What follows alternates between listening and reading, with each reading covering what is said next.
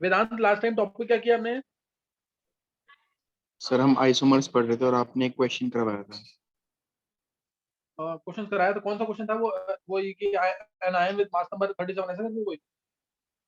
Yes sir, यही वाला था। अच्छा, एक एक क्वेश्चन और था, an ion with mass number 56, वो कर चुके हो वो तुम लोग वीडियो से कि नहीं?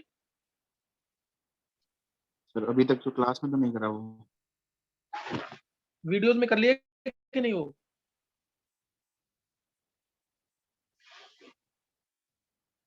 है वेदांत? सर मैंने वीडियोस भी देखे नहीं है।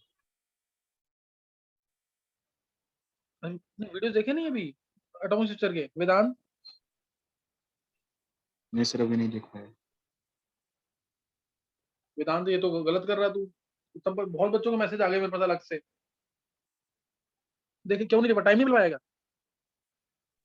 यस सर, मेरे टेस्ट चल रहे थे इसलिए मैं नहीं देख पाया। मैं आप देख लूंगा। अच्छा, बिल्कुल भी नहीं देखे अभी तक?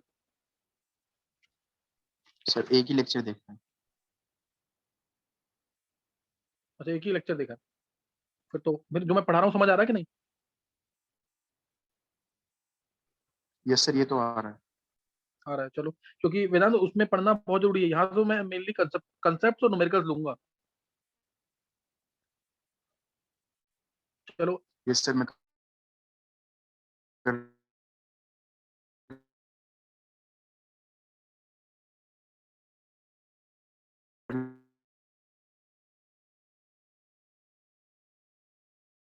एक has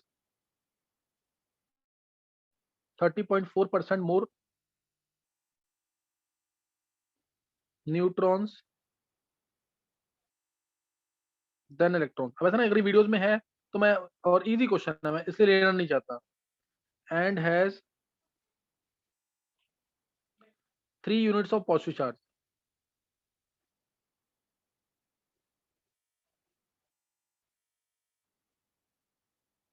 give it symbol.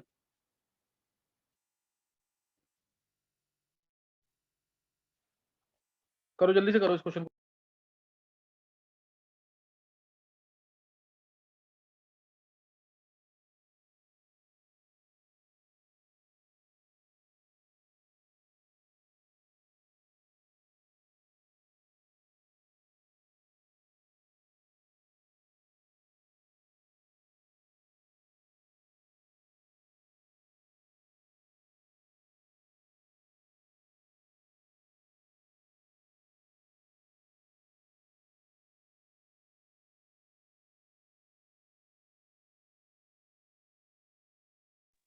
Iron. किसने निकाल लिया है? सर वेदांत। बहुत अच्छे वेदांत। Fe3 प्लस ना? यस सर, Fe3+ और एटॉमिक नंबर 26। हाँ सही, बिल्कुल सही है। और भी बच्चे ट्राई करेंगे। Yes sir, done. Fe+3।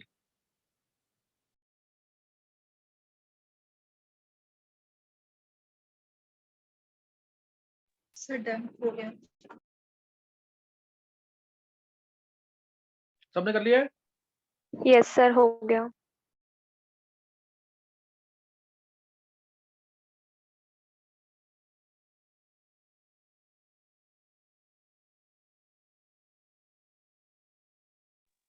चलो, सबने कर लिया। एक बार मैं जल्दी से बता देता हूँ उसको कैसे करना है, फिर आगे करेंगे। देखो, अगर मैं बोलता हूँ कोई भी आयन है जैसे X3 पॉजिटिव, इसका मतलब इसमें इलेक्ट्रॉन्स अगर X हैं तो प्रोटॉन्स X+3 होंगे। कोई डाउट तो नहीं है इसमें?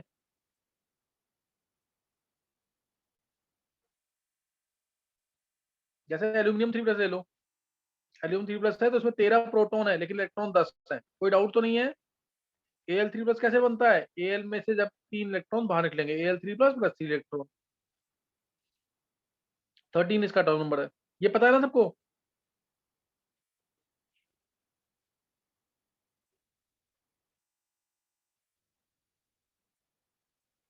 उज्जवल? Yes sir. मुझे आंसर निकाल लिया ना? Yes sir. चलो अब तो मैंने यहाँ पे लिख दिया, इसलिए इलेक्ट्रॉन्स अगर x हैं तो प्रोटॉन्स होंगे यहाँ पे x+3, न्यूट्रॉन्स होंगे x+30.4/100 ऑफ x। अब हमें पता है कि P+N=A होता है, यानी एटॉमिक मास P तो है हमारा। पॉजिटिव चार्ज है तो प्रोटॉन x-3 में हो जाएंगे। देखो निशी एक बार देखना, Al से Al3+ +3 इलेक्ट्रॉन, 13 इसका अटॉमिक नंबर है। प्रोटॉन्स तो कभी चेंज नहीं होते ना, प्रोटॉन्स तो 13 ही रहेंगे। इलेक्ट्रॉन 3 बाहर निकल गए तो 10 रह गए कि नहीं? देखो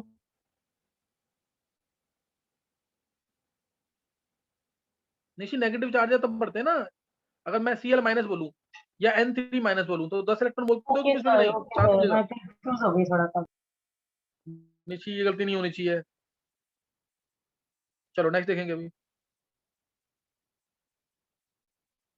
x+3 आया, और अब x+3 प्रोटॉन्स है, न्यूट्रॉन्स कितने हैं? x+30.4 / 100 of x। This is equal to a कितना है? 56। सॉल्व करके निकल जाएगा। इसमें x की वैल्यू कितनी आएगी बताओ?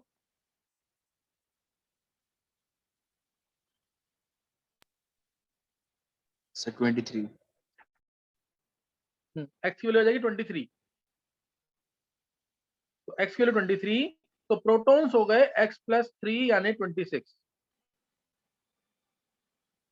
तो 26 तो आयरन का ही होता है, तो आयरन है ये। कोई डाउट?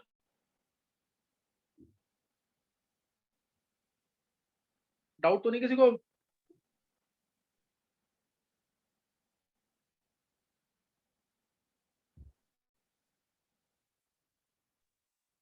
चलो ये मैं मान के चल रहा हूँ कि तुम्हें समझ आ गया होगा। इजी क्वेश्चन है, 9-10 लेवल का ही क्वेश्चन है, कोई टफ क्वेश्चन नहीं था ये। किसी को पूछना तो नहीं दोबारा? सर मैं डिस्कनेक्ट हो गया था, आंसर Fe3+ ही था ना? हाँ बिल्कुल सही अर्नव। अच्छा बस एक चीज जानी है, अर्नव तू जल्दी से आंसर दे, अगर उसी वक्त आंसर देगा तो तूने लेक्चर पढ़ लिए सारे।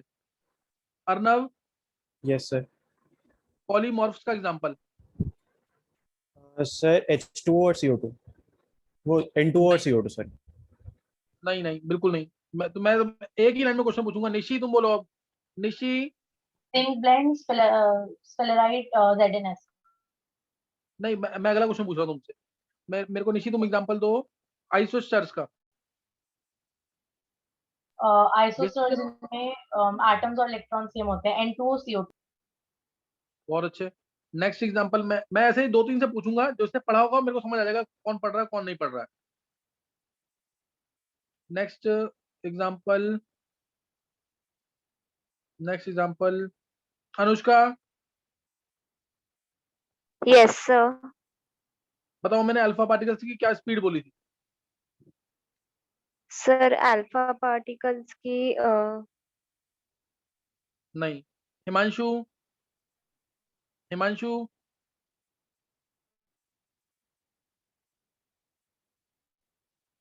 नहीं पढ़ रहा हिमांशु फिर। Next, next Devanshi. Yes sir. हाँ देवांशी बताओ मैंने गोल्ड की फॉइल क्यों ली थी? फास्ट। क्योंकि सब वो मेलेबल होती है और नहीं। नवीन। में बन सकती है। हाँ वो मेलेबल होती है। मेलेबल है तो थिन शीट्स बन सकती हैं इसकी। पूरा बताना था। निधि। Yes sir. निधि तुम बताओ मेरे को, जो थिन शीट्स बनी थी वो कितने कितना उसका साइज क्या था? सर थिन शीट का साइज सर वो याद नहीं है।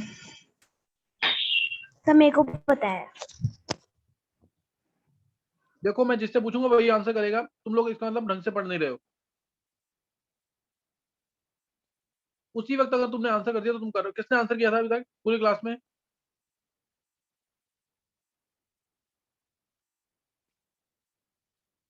चलो Kanishk. Yes sir. Kanishk fast देना answer. Yes sir. Thomson's model की डीमेरिट क्या थी? सर थॉमसन मॉडल ने कहा था कि एटम सॉलिड होता है, पर वी नो कि most of the atom empty होता है। बस And उसने सही है, कहा था कि कनेक्ट टूट गया, बिल्कुल सही है। नेक्स्ट, इसके अलावा वेदांत, यस सर। वेदांत तूने पढ़ा है कि नहीं? लेक्चर 1 ही पढ़ा है। अच्छा लेक्चर 1 नहीं। वेदांत, वेदांत प्लीज तू जरूर कर। मैं चाह रहा हूं कि तू हो गया, कनिष्क हो गया, इवन थोड़ा बहुत निशी, निशी पे थोड़ा डाउट रहता है मेरे को। तुम लोग एग्जाम्पल सेट करो एटलीस्ट, समझ गया कि नहीं? यस सर, कर लूंगा। हाँ जरूर करना है, बिल्कुल बिल्कुल मिस नहीं करना है। Yes sir. तो अब तुम देख लो यहाँ पे, अब किस बच्चे ने पढ़ा है, किसने नहीं पढ़ा, तुम्हें यहाँ से पता लग जाएगा। मैं इमीडिएटली क्वेश्चन पूछूंगा और उस वक्त आंसर कर दिया तो तुमने पढ़ा है, नहीं तो नहीं पढ़ा है। किसने आंसर किया था? किसने आंसर किया है? निशी। निशी ने, और कनिष्क, और निशी, कनिष्क, अर्नव ने सर किया था कौन आंसर कि सा? नहीं? नहीं, अर्नव का गलत था। मैंने अभी जो क्वेश्चन पूछे हैं 2-3 बच्चों ने आंसर किया है, और सारे बच्चे मैंने बहुत चूज कर लिया हुआ है, सब बच्चों का टेस्ट हुआ है, फिर आया मैच में। अगर तुम ऐसे काम करोगे ना फिर कोई फायदा नहीं है। और मैंने तुम्हें बोला जब तक चैप्टर मेरे खत्म नहीं होता, पहले लेक्चर से लेके लास्ट लेक्चर तक जरूर पढ़ के आना है। चलो अब नोट करना है। अब यहां से इलेक्ट्रोमैग्नेटिक वेव थ्योरी सबने पढ़ी हुई है कि नहीं?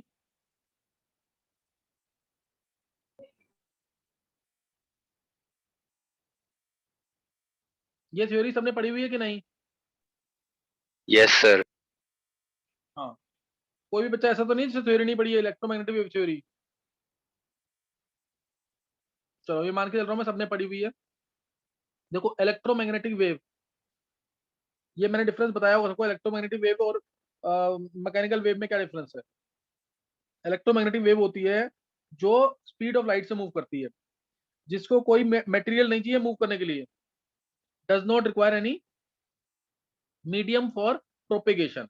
कोई मीडियम नहीं चाहिए इसको प्रोपेगेट मूव करने के लिए। जैसे हम यहाँ से स्कूल जाते हैं बाइक से या गाड़ी से या फिर बाइसाइकिल से जा रहे हैं तो हमें मीडियम चाहिए, इसको कोई मीडियम नहीं चाहिए, सही ना। और ये इलेक्ट्रोमैग्नेटिक वेव जो है, अगर तुम याद रखते हो तो याद कर लो, ये CGX बहुत इंपॉर्टेंट, UVIMR ये होती हैं, और ये इंक्रीजिंग वेवलेंथ में अरेंज्ड है। मैं आगे बताऊंगा वेवलेंथ क्या होती है।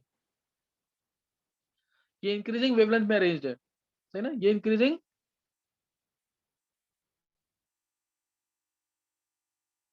वेवलेंथ में अरेंज्ड है, ये ध्यान रखना इसके अंदर। और इसकी वेवलेंथ सबसे ज्यादा, इसका लैम्डा वेवलेंथ है ना, लैम्डा सबसे ज्यादा, इसका लैम्डा सबसे कम।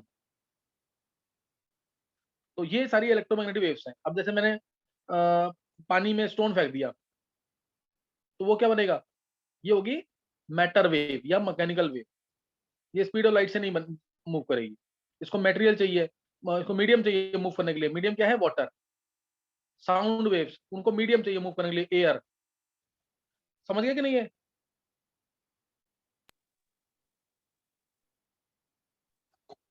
तो अब इसके पॉइंट नोट करना है। इसके पॉइंट, EM थ्योरी के पॉइंट्स क्या है, मैक्सवेल ने दिया था 1864 में। इसके पॉइंट्स क्या है? रेडिएशन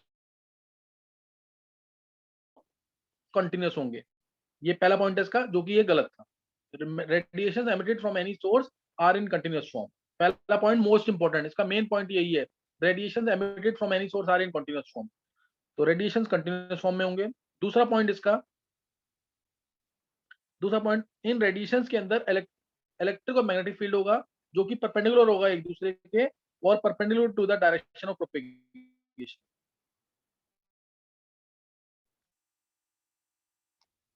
परपेंडिकुलर होगा एक दूसरे, जैसे ये मान लो इलेक्ट्रिक फील्ड है, तो ये डायरेक्शन ऑफ प्रोपेगेशन, ये वाली जो है ये direction of propagation, direction of propagation move करने की जो डायरेक्शन है वेव की, इसके परपेंडिकुलर होगा। और साथ में अगर मैग्नेटिक फील्ड है, मान लो ये मैंने जेड एक्सिस में मैग्नेटिक फील्ड ले लिया, तो ये भी इलेक्ट्रिक फील्ड के क्या होगा? परपेंडिकुलर होगा, और डायरेक्शन ऑफ प्रोपेगेशन के भी परपेंडिकुलर होगा। इलेक्ट्रिक फील्ड के तो परपेंडिकुलर है ही, साथ में डायरेक्शन ऑफ प्रोपेगेशन के भी क्या होगा? ये परपेंडिकुलर। समझ आई बात कि नहीं है? तो सिंपल लाइन तुम्हें याद रखनी है, radiations consist of electric and magnetic field perpendicular to each other as well as perpendicular to the direction of propagation। कोई डाउट? बी से डिनोट करते हैं हम मैग्नेटिक फील्ड को, पता नहीं है, बी से मैग्नेटिक फील्ड, ई से इलेक्ट्रिक फील्ड। कोई डाउट है किसी को इसमें?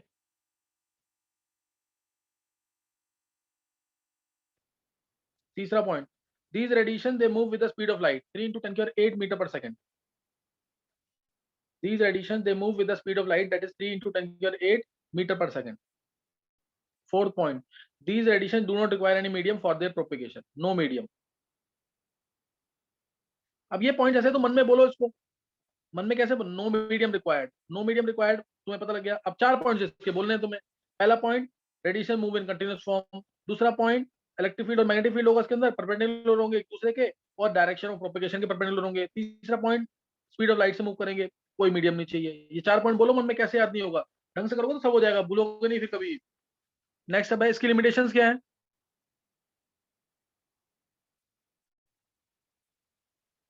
लिमिटेशंस क्या है, इसने वेव नेचर, ईएम थ्योरी ने, ईएमटी, इसने वेव नेचर एक्सप्लेन कर दिया था, could not explain particle nature.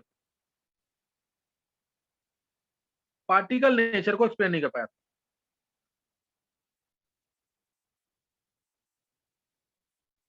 Particle nature को एक्सप्लेन नहीं कर पाया था।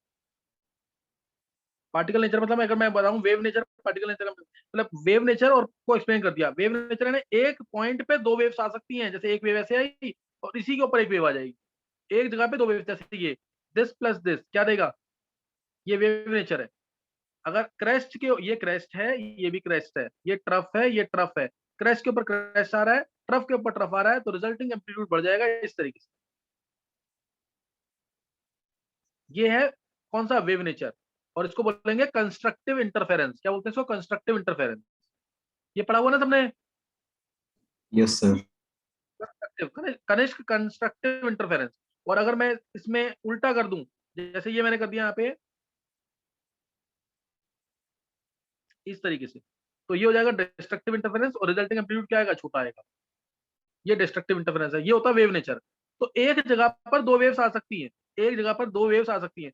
क्या एक जगह पर, एक ही जगह पर मैं 10 फुटबॉल रख सकता हूँ, एक जगह नहीं रख सकते 10 फुटबॉल, एक जगह पे एक ही फुटबॉल या बॉल रख सकते हैं, तो वो पार्टिकल नेचर है। मैं एक सिंपल वर्ड्स में समझा रहा हूँ। तो पार्टिकल नेचर को एक्सप्लेन नहीं कर पाई ईएम थ्योरी, वेव नेचर को एक्सप्लेन कर दिया था। वेव नेचर मतलब, वेव नेचर का मतलब क्या है, इंटरफेरेंस, जो मैंने तुम्हें भी बताया, कंस्ट्रक्टिव और डिस्ट्रक्टिव।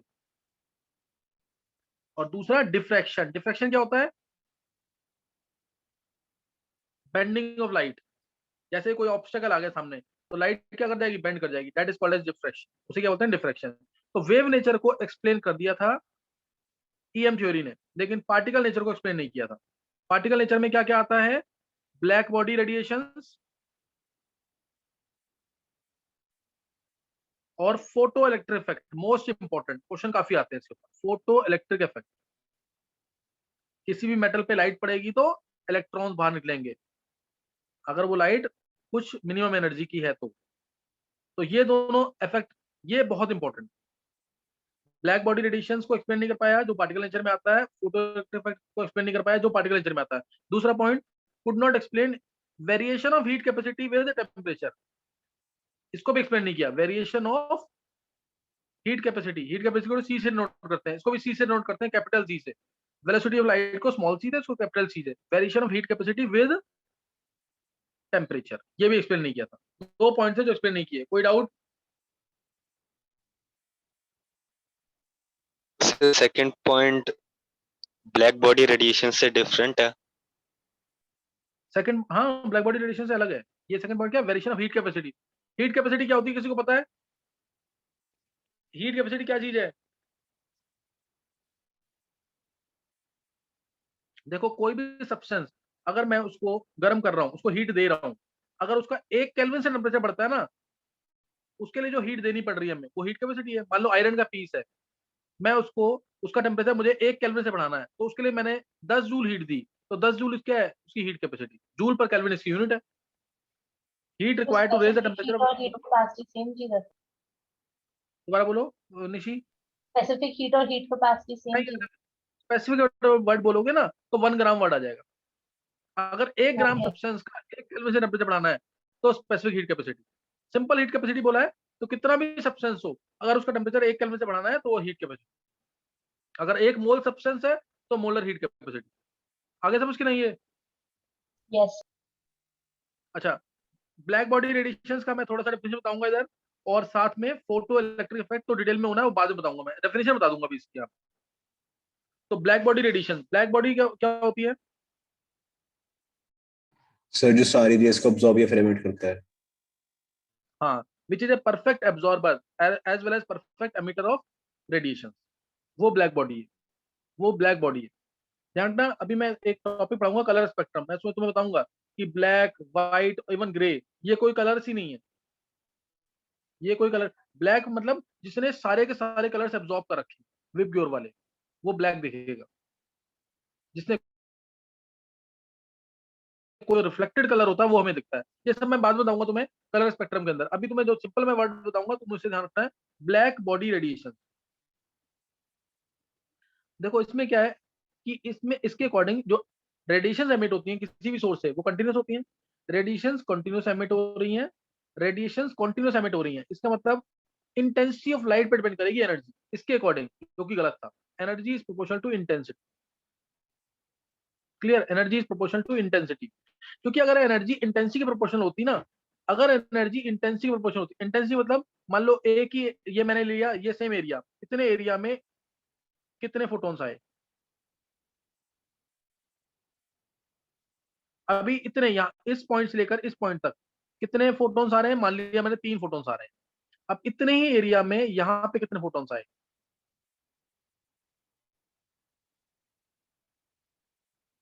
कितने फोटॉन्स आए? 5 आए फोटॉन्स। तो इंटेंसिटी किस केस में ज्यादा है, एक्स केस में, वाई केस में? सर भाई वाई। तो वही number of photon striking per unit area, तो ये होती है इंटेंसिटी। ये क्या है? इंटेंसिटी। तो इसके अकॉर्डिंग एनर्जी जो है इंटेंसिटी के डायरेक्टली प्रोपोर्शनल थी, लेकिन ऐसा नहीं है। क्यों नहीं है? पर सुन लेंगे। एक फोटोन एक ही इलेक्ट्रॉन को बाहर निकालेगा। जैसे यहां से अब मान लो इधर ये इलेक्ट्रॉन बाहर निकल गया 1, ये इलेक्ट्रॉन बाहर निकल गया 2, ये इलेक्ट्रॉन बाहर निकल गया 3। कितने इलेक्ट्रॉन बाहर निकले? 3। तो 3 फोटो इलेक्ट्रॉन बाहर निकले 3 फोटोन्स के स्ट्राइक करने से, 3 फोटोन्स के स्ट्राइक करने से। और ये ध्यान सुनना लाइन है सारी। अगर इस इलेक्ट्रॉन को निकालने के लिए एनर्जी 10 जूल चाहिए थी और मैंने ऊपर से 12 जूल डाली एनर्जी, तो ही निकलेंगे बाहर। अगर मैंने एनर्जी डाली 10 से कम, 9 डाल दी, तो कोई इलेक्ट्रॉन बाहर नहीं निकलेगा। या मैंने 10 डाली तब भी इलेक्ट्रॉन बाहर निकलेगा, लेकिन भागेगा नहीं। समझ आ रही बात कि नहीं है? ऐसे ही इस केस में भी 12 जूल एनर्जी डाली या 10 जूल एनर्जी डाली या 11 जूल एनर्जी डाली, तो ही इलेक्ट्रॉन बाहर निकलेगा, और इस इलेक्ट्रॉन को बोलेंगे फोटो इलेक्ट्रॉन। और ऊपर से कौन स्ट्राइक कर रहा है? फोटोन। एक फोटोन एक ही इलेक्ट्रॉन को बाहर निकालता है, एक फोटोन जो है एक ही इलेक्ट्रॉन को बाहर निकालेगा।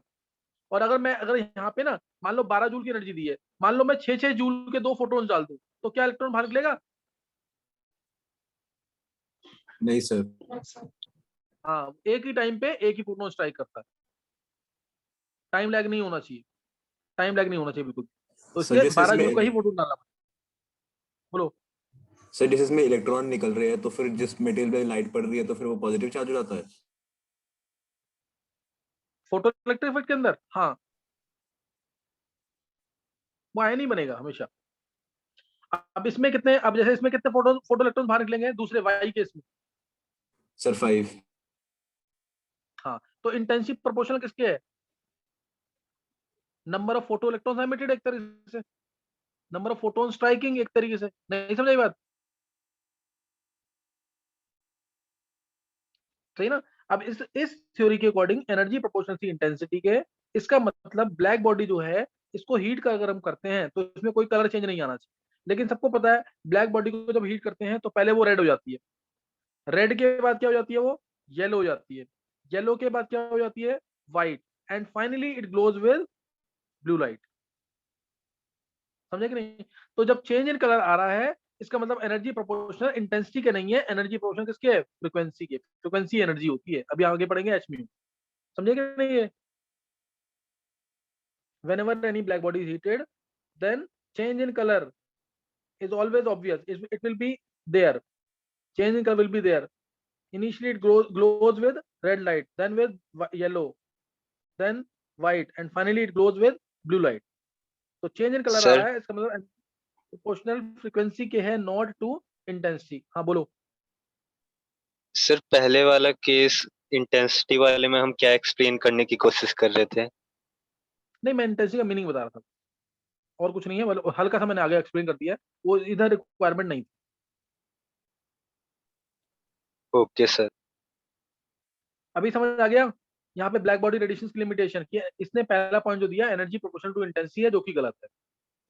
दूसरा क्या है? Photo electric effect. Photo electric effect इसको मैं बाद में एक्सप्लेन करूंगा वैसे तो, लेकिन अगर थोड़ा बहुत समझ लोगे ऐसे, ताकि तुम इसका फील आ जाए कि ये कितना इंपॉर्टेंट टॉपिक है। फोटो इलेक्ट्रिक इफेक्ट, मैंने माना कोई भी मेटल है, से सीजियम मेटल लिया मैंने, सीजियम मेटल, इस पे लाइट आई, और सीजियम मेटल में से इलेक्ट्रॉन निकालने के लिए मान लो मुझे 5 इलेक्ट्रॉन वोल्ट की एनर्जी देनी पड़ती है। सीजियम मेटल में से इलेक्ट्रॉन निकालने के लिए मुझे 5 इलेक्ट्रॉन वोल्ट की एनर्जी देनी पड़ती है।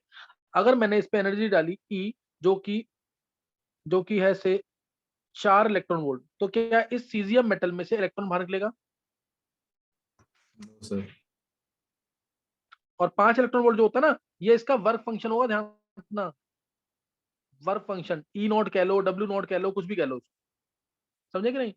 तो क्या मैंने 4 इलेक्ट्रॉन वोल्ट की अगर एनर्जी दी, तो क्या सीजियम में से इलेक्ट्रॉन बाहर निकलेगा? नहीं निकलेगा ना। तो अगर ई जो है लेस देन ई नॉट है, that is work function, work function, no photo electric effect. समझ गए कि नहीं? है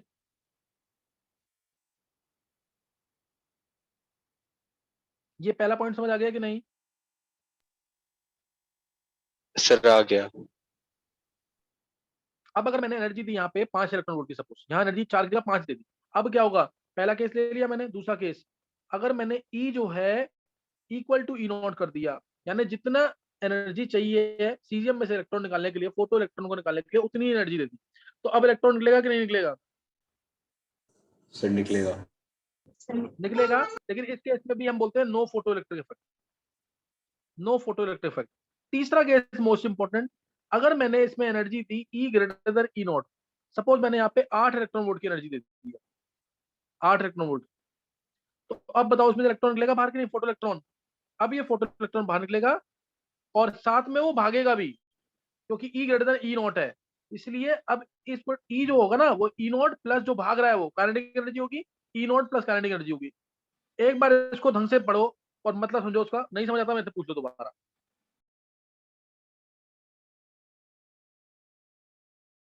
सर सेकंड केस में क्यों नहीं कहेंगे हम कि फोटो इलेक्ट्रिक इफेक्ट हो?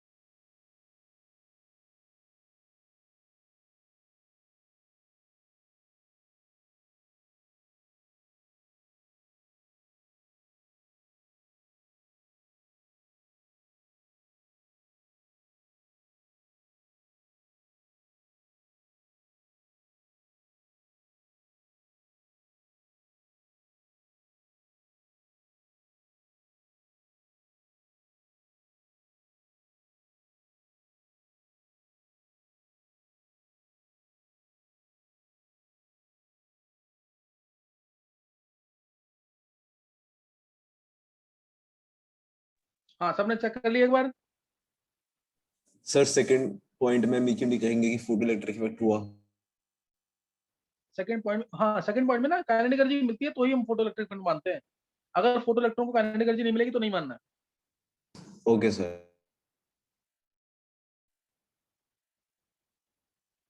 ये बातें समझ, अब ये ना आगे जाकर मैं तुम्हें भी बताऊंगा ई की वैल्यू जो होती है, या तुमने पढ़ लिया हो तो बहुत अच्छी बात है। ई की वैल्यू जो है वो होगी एच म्यू। एच एक कांस्टेंट है, म्यू फ्रीक्वेंसी है, ई नॉट होगा H mu naught, work function जो कि फिक्स रहता है किसी भी मेटल के लिए, ये फिक्स होगी। और काइनेटिक एनर्जी पता ही है, हाफ एम वी स्क्वायर होती है।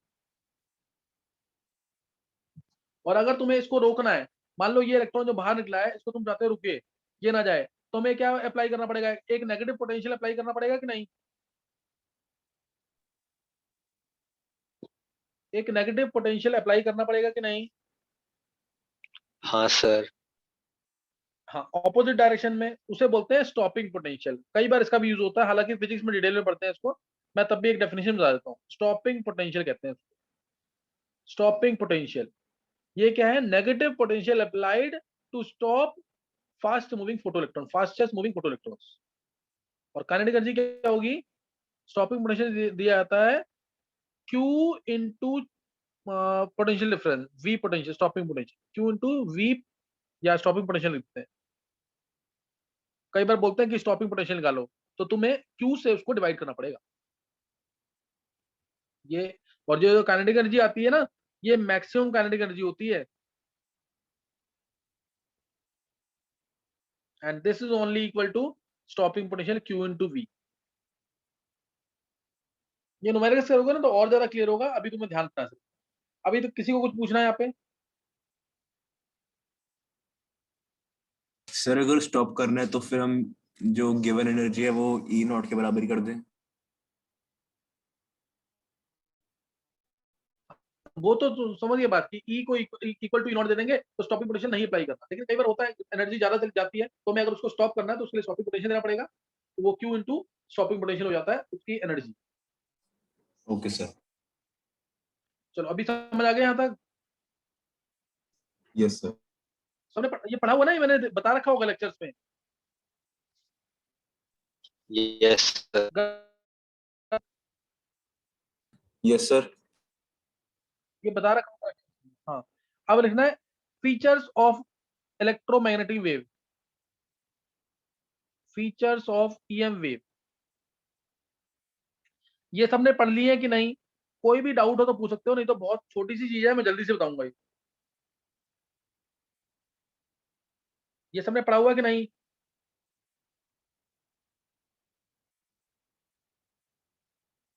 नहीं, तुम लोग नहीं पढ़ रहे, इसका मतलब देखो जल्दी काम करना है ना। अर्नव, देवांशी, हैंड से करो जिसने पढ़ रखा सारा ये फीचर्स ऑफ वेव। कनिष्क, हाँ, उज्जवल, कनिष्क, गर्व, अनुष्का, निवृत्ति, अर्नव, देवांशी, निधि। आगे हर्षिल ने नहीं पढ़ा है, हर्षिल, हिमांशु, कृष्णा, नवीन। हाँ, ये पढ़ लिया है, हर्षिल ने भी पढ़ लिया है। नवीन ने नहीं पढ़ा है। नवीन फिर पीछे रह रहा है तू, पहले डेली तेरे को तेरा मैसेज आता था, अब नहीं आ रहा है। किसने ये लेक्चर पढ़ा हुआ है?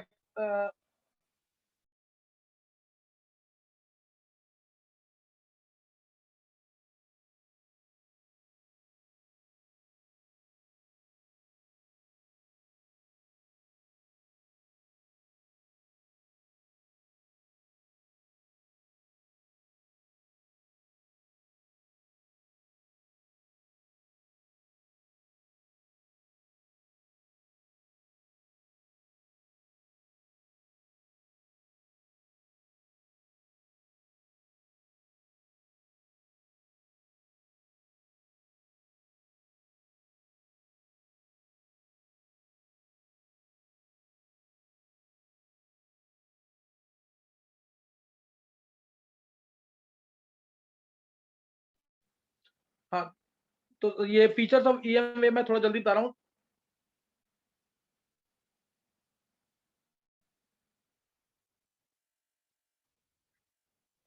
सही ना, तो इसको एक बार देख लेंगे। फीचर्स ऑफ EM वेव, देखो पहला फीचर इसका वेवलेंथ। वेव लेंथ नाम से ही पता लग रहा है इसके क्या होगा, एक वेव की लेंथ लैम्डा से नोट करते हैं, लैम्डा से नोट करते हैं एक वेव की लेंथ। एक वेव की लेंथ का मतलब distance between two consecutive crest या two consecutive trough. Distance between two consecutive crest और two consecutive trough, this is called as wavelength. ये क्या है wavelength, distance between two consecutive crest और टू कंसेक्यूटिव ट्रफ, ये wavelength है। और इसको इसकी यूनिट मीटर सेंटीमीटर है। वेव बहुत छोटी होती है, मीटर सेंटीमीटर यूनिट्स ले सकते हैं लेकिन उसमें मेजर करते नहीं है, क्यों, क्योंकि लेंथ बहुत छोटी है। तो उसके लिए ज्यादातर यूनिट्स आएगी 1 नैनोमीटर। 1 नैनोमीटर होता है 10⁻⁹ मीटर या 10⁻⁷ सेंटीमीटर, या 1 Armstrong 10⁻10 metre 10⁻8 centimetre, 1 picometre 10⁻12 metre 10⁻10 centimetre, 1 micrometre ले सकते हैं 10⁻6, ये पता होगा सबको। मिलीमीटर 10⁻3 मीटर होता है। 1 फर्मी मीटर ले सकते हैं या फेम्टोमीटर भी बोलते हैं, तो ये 10⁻15 मीटर होता है। 1 फर्मी मीटर जो कि न्यूक्लियस का रेडियस होता है, पता है ना, न्यूक्लियस का रेडियस 10⁻15 होता है, एटम का रेडियस 10⁻10 होता है, 1 आर्मस्ट्रॉन्ग। समझे कि नहीं है? तो ये यूनिट ध्यान रखना है, यूनिट बहुत यूज होंगी। नेक्स्ट नोट करना है वेवलेंथ, मैंने तो बता दिया। एक जैसे छोटा सा क्वेश्चन बनता है इसका, मैंने कराया भी होगा, हो सकता है। मान लो अगर तुम्हें ये देखा है किसी वेव के लिए ये लेंथ दे रखी है से 2 आर्मस्ट्रॉन्ग, तो इस वेव की लेंथ कितनी है, इस वेव की लेंथ कितनी होगी? Sir 8 angstrom. हाँ 8 हो जाएगी। क्यों, पूरा बनाएंगे तो 1/4 दे रखा है मैंने तुम्हें इसका, 1/4 दे रखा है तो पूरी वेव ये बन गई। या फिर ऐसे कह लो, यहां से यहां तक का डिस्टेंस एक ही बात है ना, ये 8 आ जाएगा कि नहीं आंसर? Lambda will be 8। किसी को डाउट तो नहीं कोई? नेक्स्ट टर्म फ्रीक्वेंसी, म्यू से डिनोट करते हैं इसको। म्यू से डिनोट करते हैं number of waves passing through a point in 1 second, hertz या सेकंड इनवर्स यूनिट है। फ्रीक्वेंसी का मतलब पता है, नंबर ऑफ साइकिल्स पर सेकंड, सबने सुना हुआ है, साइकिल्स पर सेकंड होता है ये। मतलब एक पॉइंट से, ये कोई पॉइंट है, इस पॉइंट से कितनी वेव्स पास कर रही हैं 1 सेकंड के अंदर,